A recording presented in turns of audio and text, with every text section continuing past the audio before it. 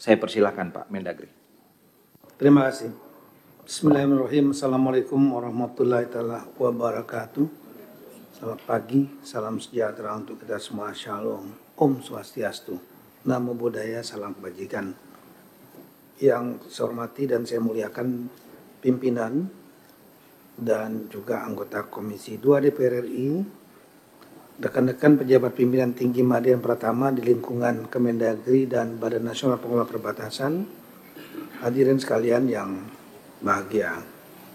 Pertama-tama kami ucapkan terima kasih atas undangan yang diberikan kepada kami, dan juga tentu kita menjadi puji syukur kepada Allah Subhanahu wa Ta'ala, Tuhan yang Maha Kuasa, memberikan kesehatan dan kekuatan kepada kita untuk hadir pada acara yang penting ini.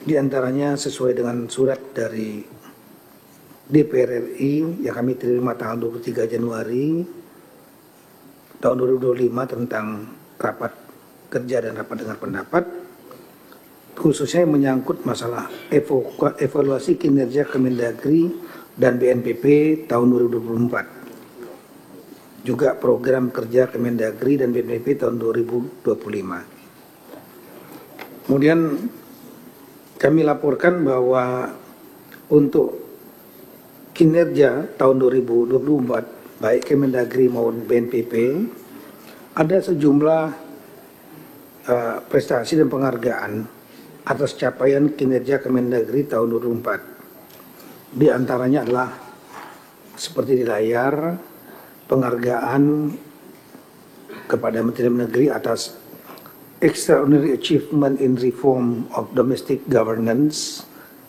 dari CNN Indonesia Awards, kemudian penghargaan kepada Menteri Dalam Negeri atas komitmen dan kesungguhan upaya dalam peningkatan kinerja kearsipan Kemendagri dari Arsip Nasional Indonesia ANRI, kemudian juga penghargaan Kemendagri atas penggunaan produk dalam negeri atau P2DN Award dari Kementerian Perindustrian, opini wajar tanpa pengecualian Kemendagri atas laporan keuangan tahun 2023 dari BPKRI, dan ini merupakan 10 kali wajar tanpa pengecualian berturut-turut.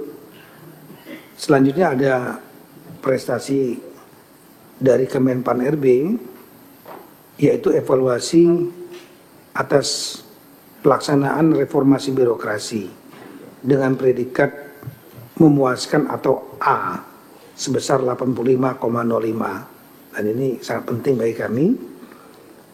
Juga dari Kemenpan RB memberikan predikat sangat baik untuk akuntabilitas kinerja yang dievaluasi oleh Kemenpan RB di tahun 2023 dan 2024. Kemudian keterbukaan informasi publik dari Komisi Informasi dan Komisi Informasi ya, dari Kementerian Informasi, yaitu termasuk Kemendagri adalah salah satu kementerian yang atau lembaga yang cukup terbuka informasi publik. Kemudian dari lembaga peduli penyiaran, Komisi Penyiaran Indonesia juga memberikan penghargaan pada Kemendagri. Sedangkan untuk BNPB sebenarnya masih banyak, tapi kami sampaikan sebagian. Kemudian juga dari BNPB mendapatkan sejumlah penghargaan, di antaranya penilaian indeks perencanaan pembangunan nasional tahun 2024 dari Kementerian Bappenas dengan predikat sangat baik, nilai 98,23. Dari Kemenpan RB, evaluasi sistem pemerintahan berbasis elektronik SPBE dengan nilai predikat sangat baik 3,75. Selanjutnya dari ANRI, yaitu di bidang kearsipan, BNPB juga dianggap bagus dalam penyelenggaraan kearsipan sehingga mendapatkan predikat A atau memuaskan. Opini wajar tanpa pengecualian dari Badan Pemeriksa Keuangan tahun predikat ini diraih sebanyak 9 kali berturut-turut dari 2014 sampai 2003. Kemudian pemantauan dan evaluasi penyelenggaraan layanan publik tahun 2004 dari Kementerian PAN dan RB, yaitu masuk kategori prima nilai A. Kemudian selanjutnya dari Kementerian Hukum dan HAM tentang Indeks Reformasi Hukum BNPP, nilainya cukup tinggi 99,38 atau nilai AA. Kemudian kami mohon izin melanjutkan mengenai masalah realisasi anggaran. Tolong ditayangkan. Di tahun 2004 pagu anggaran Kemendagri 5,2 triliun sebagaimana rincian tiap-tiap eselon ya, mulai dari Dukcapil, Pemdes dan lain-lain sebagaimana di layar sebelah kiri, Dukcapil yang terbanyak 1,27 triliun, Pemdes itu nomor 2 1,2 triliun, Setjen, IPDN, Bangda ini termasuk yang di atas 300 miliar. Kemudian yang biru, hijau-hijau itulah yang sedang, BPSDM, administrasi wilayah dan politik pemerintahan umum. Selanjutnya yang termasuk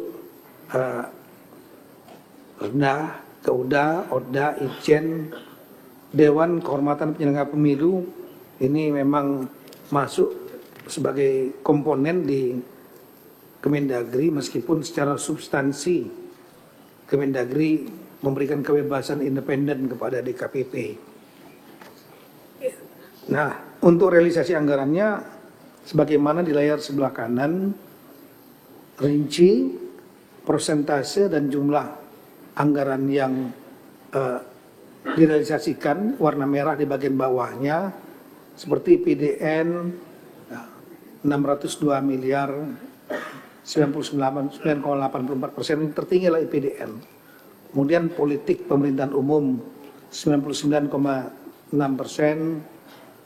Itjen 99,4%, BPSDM 99% lebih 36%, DKPP 99,29%, Setjen 693,9%, Dukcapil 98% lebih, BKSDN 98% lebih, ya, kemudian keuangan daerah juga 97,45%, dan kemudian yang terendah adalah Pemdes 89,9%, sehingga rata-rata Kemendagri realisasi belanjanya 96,45%.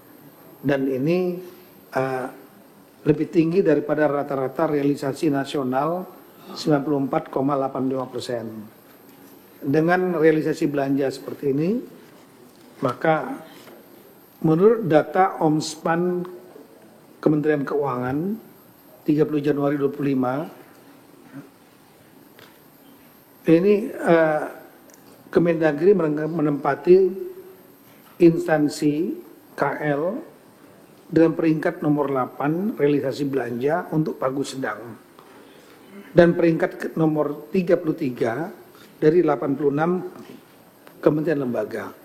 Kami melihatnya cukup baik karena di atas rata-rata nasional dan realisasi belanja menunjukkan bahwa kita dapat memanfaatkan anggaran-anggaran yang dialokasikan kepada Kemendagri. Adapun capaiannya, ada program prioritas yang masuk prioritas nasional. Ya.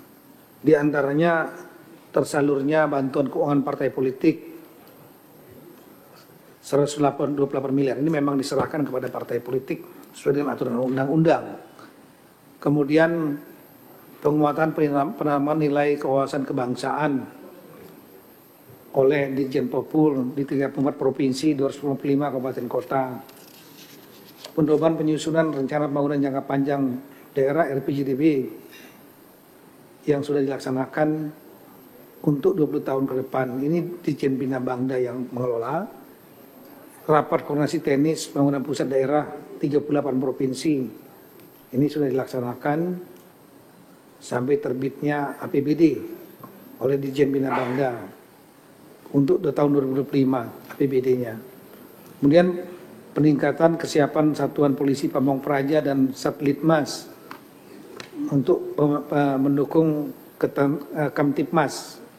Ini sudah dilaksanakan juga, terutama untuk mendukung pemilu 2024, dan juga ada rapat koordinasi nasional di bidang ketentraman tertiban umum lalu lintas perlindungan masyarakat 2024 di Jakarta. Kemudian terbitnya Permendagri tentang penghitungan kebutuhan jabatan fungsional, penata perizinan, kemudian pengangkatan pegawai negeri sipil jabatan fungsional, kemudian penerbitan perizinan melalui penyesuaian, rekomendasi pengangkatan PNS dalam jabatan fungsional. Ini di 28 provinsi, 23 kabupaten dan 55 kota oleh Ditjen Bina Administrasi Wilayah. Juga penguatan penggunaan sistem informasi pemerintahan SIPD sebagai aplikasi yang sangat penting untuk memonitor pemerintahan daerah di 546 daerah. Ini oleh Ditjen Bina Kauda. 25 provinsi telah mengesahkan APBD tepat waktu. 401 daerah pendapatan pajak retribusi daerahnya meningkat minimal 5% pada provinsi dan 8% pada kabupaten kota dari tahun sebelumnya. Kemudian terintegrasinya 46.317 desa atau 61% yang siap menerapkan pelatihan peningkatan kapasitas aparatur desa berbasis online. Ini Ditjen Pemdes. Lanjut. Percepatan pelaksanaan program penguatan pemerintah dan pembangunan desa atau P3D ini pelatihan untuk aparatur pemerintah dan desa dan pengurus lembaga desa sudah dilaksanakan oleh Ditjen Bina Pemdes. Perekaman KTP elektronik 203 juta lebih atau 97,80% oleh Dukcapil. Kemudian pengisian jabatan penjabat kepala daerah ini ada 275 sudah dilaksanakan juga oleh Ditjen Otda. Kemudian ada layanan konsultasi dan layanan administrasi, masalah hukum, masalah mutasi pegawai dan lain-lain, jumlahnya sekian banyak 13.000 lebih dokumen dan 34.000 lebih dokumen layanan konsultasi. Kemudian evaluasi kinerja 275 penjabat kepala daerah dilaksanakan juga secara terus-menerus per 3 bulan sekali oleh Itjen. Pemantauan inflasi, karena ini kami mendapatkan tugas khusus dari Bapak Presiden untuk memantau dan mengkoordinasikan inflasi di daerah. Dan alhamdulillah angka inflasi Indonesia per bulan Desember 2024 di angka 1,57% year on year. Ini angka yang sangat bagus, salah satu yang terendah di dunia, tapi kita tidak ingin mencapai angka di bawah 1,5%, karena targetnya adalah 1,5 sampai dengan 3,5%. Itu angka yang dianggap bisa positif untuk produsen, petani, nelayan, pabrik-pabrik produksi, dan juga bisa dijangkau oleh konsumen masyarakat. Jadi range-nya antara 1,5 sampai 3,5% sesuai target dari tim pengendali inflasi tingkat pusat. Kemudian sertifikasi jabatan fungsional binaan Kemendagri, jabatan struktural, ini pelatihan-pelatihan 3.231 orang. Kemudian pengembangan kompetensi sebanyak 34.448 orang melalui orientasi anggota DPRD provinsi, pejabat fungsional misalnya, cukup banyak dilakukan oleh, termasuk Diklat Polisi Pamong Praja, Satpol PP, dan pembakaran oleh Badan Pusat Pembinaan Sumber Daya Manusia Kemendagri. Seleksi calon penerimaan praja 721 orang. dan juga yang sudah dilantik di tahun 2024. Kemudian wisuda tadi sudah disampaikan untuk 60 orang program doktor, magister 82 dan 1079 wisudawan diploma IPDN Jatinangor. Pembinaan inovasi dan penilaian inovasi daerah 529 pemerintah daerah, dan kita berikan award juga yang namanya penghargaan Innovative Government Award 2024 oleh Badan BSKDN Strategi dan Kebijakan Dalam Negeri, Litbang dulu namanya. Lanjut, skip lagi. Kemudian untuk catatan capaian kegiatan prioritas BNPP yang kami ambilkan sebagian. Untuk pagu dan realisasi anggaran BNPP itulah 236 tadi tolong slide-nya 236 miliar 349 juta 314 ribu. Itulah Badan Nasional Pengelola Perbatasan yang ex officio dijabat oleh Mendagri sebagai kepala BNPP. Dan ini alokasinya sebagaimana layar sebelah kiri untuk yang dikelola oleh sekretariat dan deputi-deputi, dan realisasinya di tahun 2024 adalah sebanyak 98,45%. Ya. Ada angkanya di sana. Dan ini di atas, sekali lagi di atas rata-rata nasional yang 94,85%.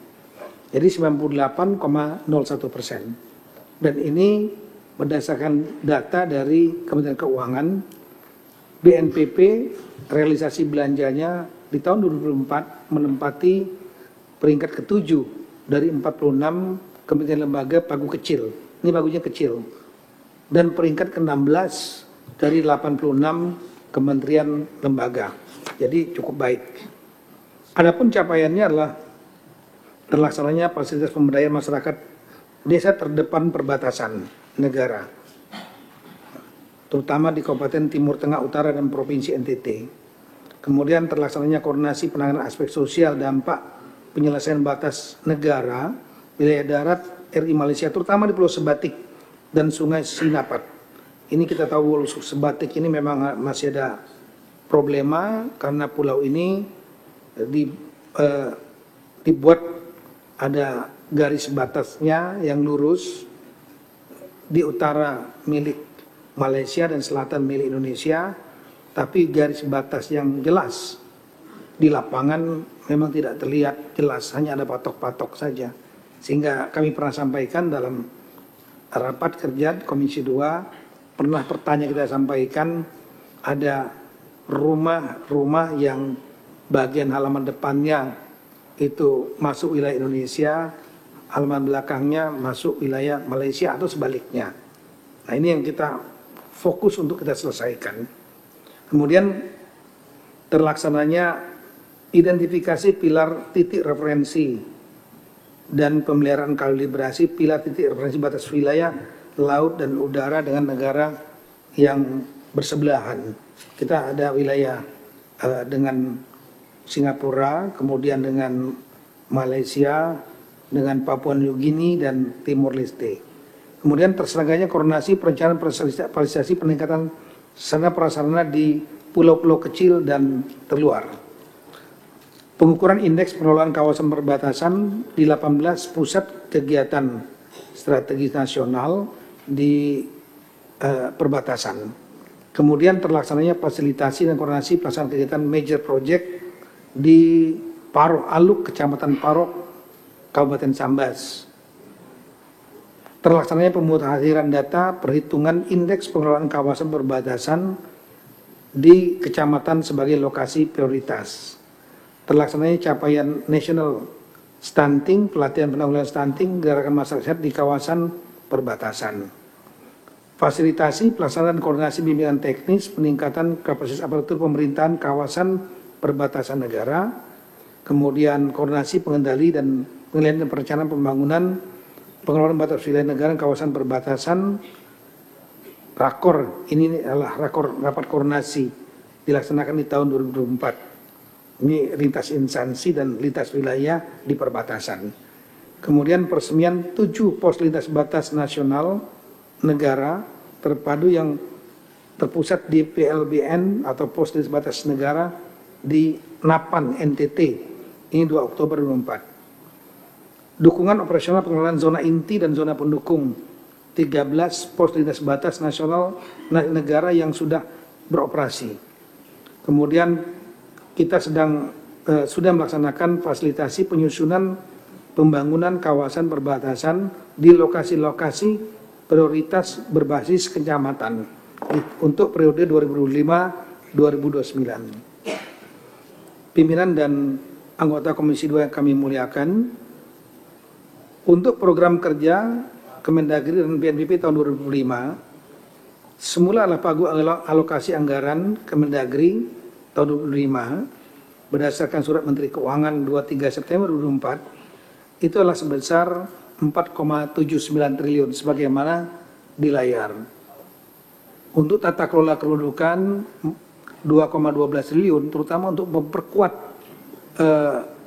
Dukcapil, karena Dukcapil selain yang rutin harus diperkuat IT-nya, tapi juga akan menjadi basis utama program SPBE, Sistem Pemerintahan Berbasis Elektronik atau e-Government yang diinisiasi oleh Kemenpan RB dan Kemenko Marinvest.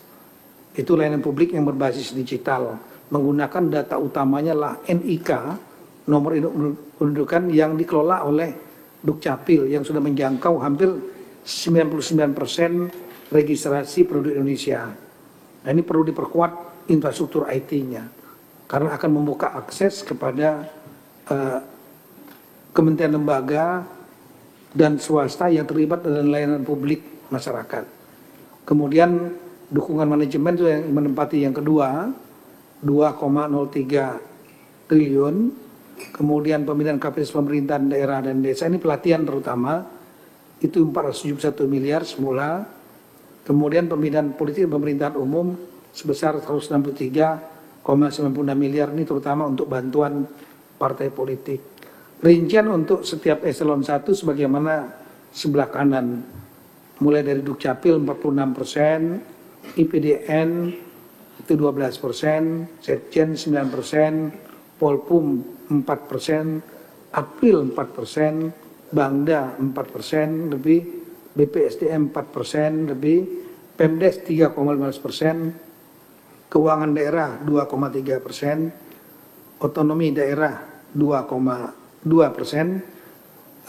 DKPP Dewan Kehormatan Penyelenggara Pemilu 1,86%, Itjen 1,76%, dan yang terendah adalah Badan Strategi Kebijakan Dalam Negeri atau Litbang gitu 58,6 miliar atau 1,22%. Inilah alokasi anggaran yang saat itu, dan sudah kita tetapkan juga sejumlah program prioritas nasional yang harus diakomodir oleh Kemendagri serta program yang menjadi inisiatif dari Kemendagri sendiri. Inilah diantaranya program prioritas nasional, bantuan keuangan partai politik otomatis kita harus serahkan kepada 8 partai politik dan diserahkan. Kemudian kami lagi belum diserahkan, kita akan serahkan pelatihan kepada aparat pemerintah desa dan pengurus lembaga desa. Ini ada 3.000 lebih orang, dan kemudian penguatan sistem informasi pemerintahan daerah sebagai platform yang sangat penting untuk sistem pemerintahan daerah, monitoring program kegiatan provinsi, kabupaten, kota, termasuk anggarannya.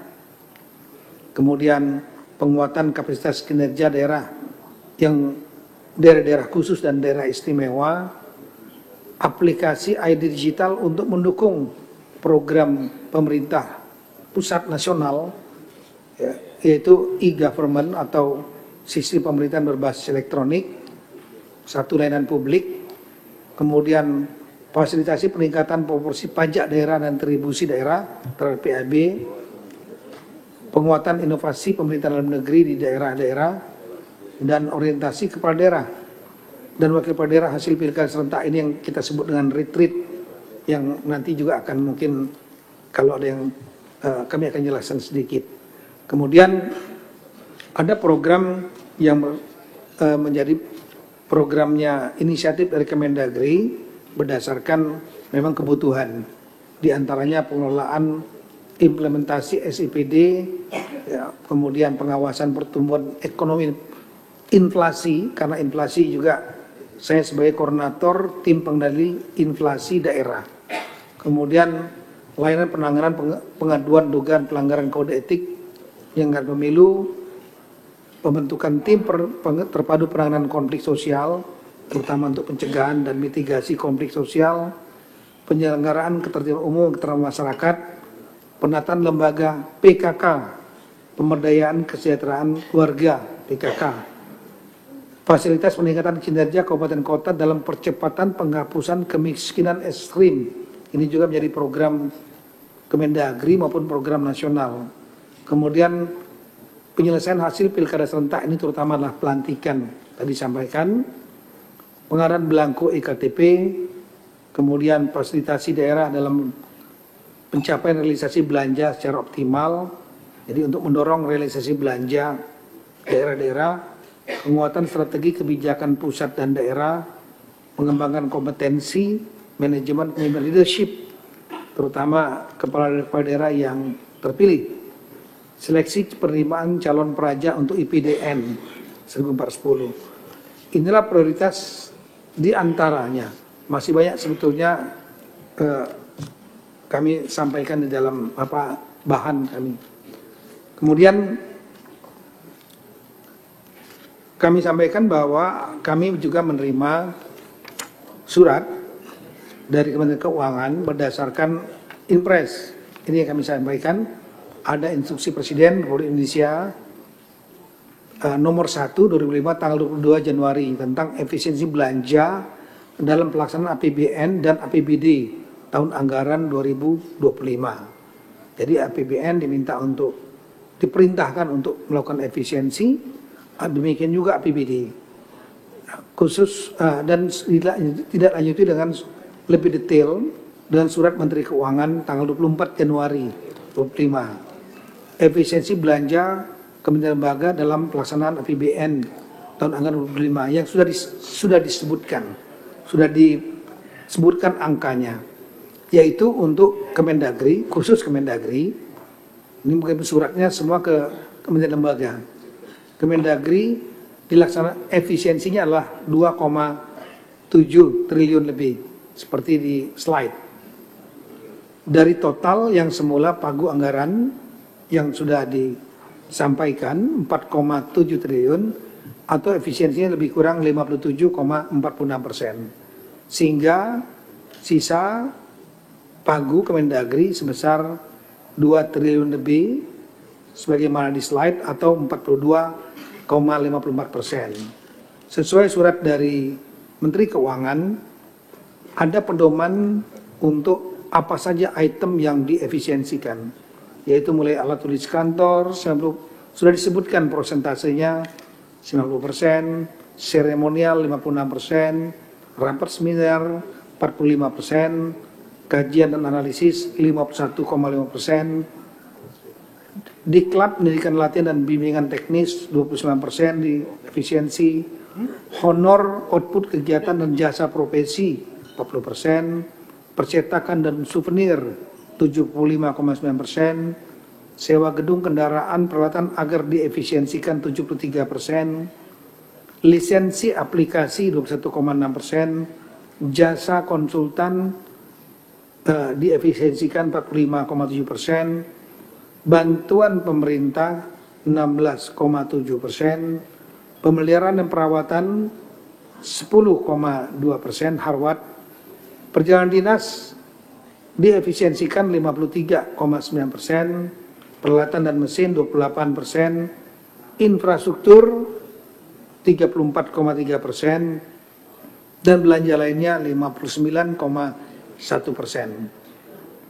Nah, inilah yang diperintahkan kepada Kemendagri dan semua KL untuk melakukan efisiensi untuk masuk, supaya bisa masuk di pagu 2,038 triliun tersebut, ya, ini dibuatkan exercise dengan pedoman efisiensinya di 16 item ini. Sehingga ini tanggal 24 Januari surat dari Kemenku dan kami terima otomatis mungkin 1 hari 2 hari setelah itu dalam waktu yang pendek kita melaksanakan exercise. Lanjut.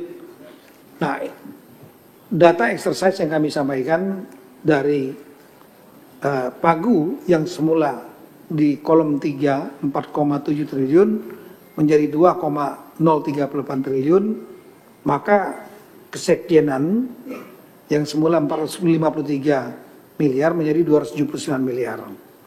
Kemudian DKPP yang semula 89 miliar menjadi 30 miliar. IPDN yang semula 618 miliar menjadi 493 miliar. Itjen 84 miliar menjadi 63 miliar. Polpum 234 miliar menjadi 209 miliar.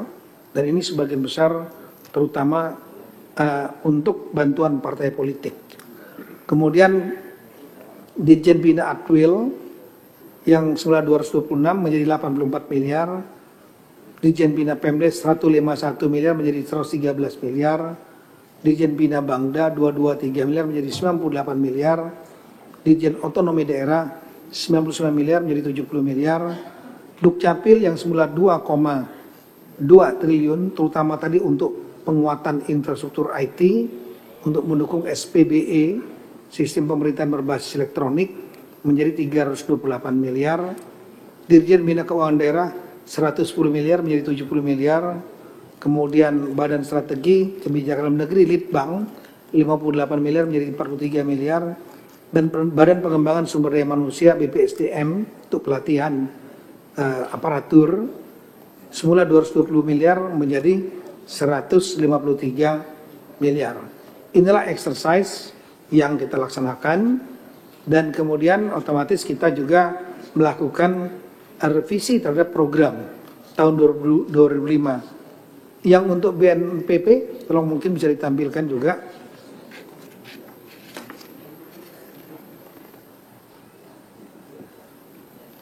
BNPP memang 267 miliar yang semula ini, dan kemudian diefisiensikan sekarang menjadi 150 miliar lebih, atau efisiensinya sebesar 56,45%. Ya, inilah yang dimanfaatkan oleh BNPP karena dipatok 150 miliar, dan ini juga sedang di-exercise oleh BNPP lebih rinci lagi.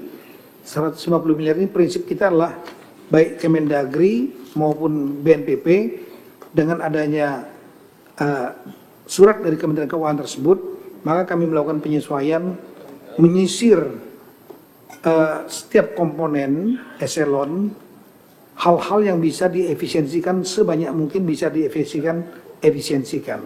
Ya. Dengan tentunya patokan pada 16 item untuk dipedomani yang berasal dari Kementerian Keuangan. Dan itu kami sudah sampaikan tadi beberapa program-program prioritas baik yang dari pemerintah pusat maupun yang dari inisiatif Kemendagri dan BNPP juga ada yang disederhanakan, ya. Tapi prinsip tetap harus berjalan sesuai dengan target yang bisa kita optimalkan. Lanjut, tadi ada slide tadi mengenai target-target tahun 2025.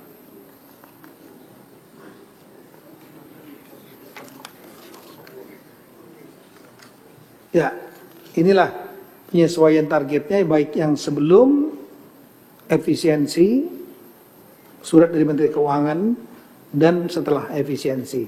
Kami melihat prinsip hal-hal yang basic, yang mendasar untuk runningnya program Kemendagri sebagai tugas sebagai pembina dan pengawas pemerintahan daerah, sekaligus juga untuk pelaksana pendidikan IPDN, kemudian pelatihan-pelatihan dan yang operasionalisasi Dukcapil ini tetap bisa berjalan. Itu prinsip utamanya. Dan kemudian untuk BNPB khusus hal-hal yang pokok seperti belanja pegawai, kemudian penanganan operasionalisasi pos lintas batas negara yang ada di 15 ya, Pak Maruji ya. 15 pos lintas batas negara tetap harus bisa berjalan operasional. Inilah yang bisa kami sementara yang kami sedang sudah exercise sementara, dan kami memang belum menuntaskan exercise ini karena waktunya sangat pendek. Kemarin kami baru terima tanggal 24 Januari tersebut surat Menteri Keuangan, kita terima 1 atau 2 hari kemudian, dan setelah itu kita langsung melaksanakan rapat internal untuk melakukan exercise. Dan kita akan terus, sebenarnya exercise belum selesai, kita sedang melaksanakan exercise sampai detail untuk menyisir mata-mata anggaran yang bisa kita efisiensikan, terutama tadi yang 16 item, termasuk juga perjalanan dinas dan lain-lain, rapat-rapat yang tidak perlu. Nah, kami juga belajar dari peristiwa COVID yang lalu, juga sama, kita melihat ada perubahan yang drastis pada saat COVID tahun 2020, karena COVID kemudian banyak sekali kegiatan-kegiatan yang dikurangi, rapat-rapat fisik semua dikurangi, diganti Zoom meeting, kemudian pegawai juga yang tadinya 100% masuk kantor, sampai pernah berkurang sampai 25%, pada kenyataannya kegiatan Kemendagri dan BNPB tetap berjalan. Nah, kami belajar dari pengalaman itu, juga melihat dengan adanya efisiensi ini, tentu kami akan menyesuaikan, tapi menyisir dan tidak jangan sampai membuat program-program utama Kemendagri BNPB ini tidak terhambat. Kira-kira demikian Bapak pimpinan laporan kami terhadap evaluasi kinerja BNPB dan Kemendagri tahun 2024 dan program di tahun 2025. Selanjutnya kami terbuka dan mohon masukan dari pimpinan serta segenap anggota Komisi 2 yang kami muliakan. Sekian dan terima kasih. Assalamualaikum warahmatullahi wabarakatuh. Tuhan berkati kita semua.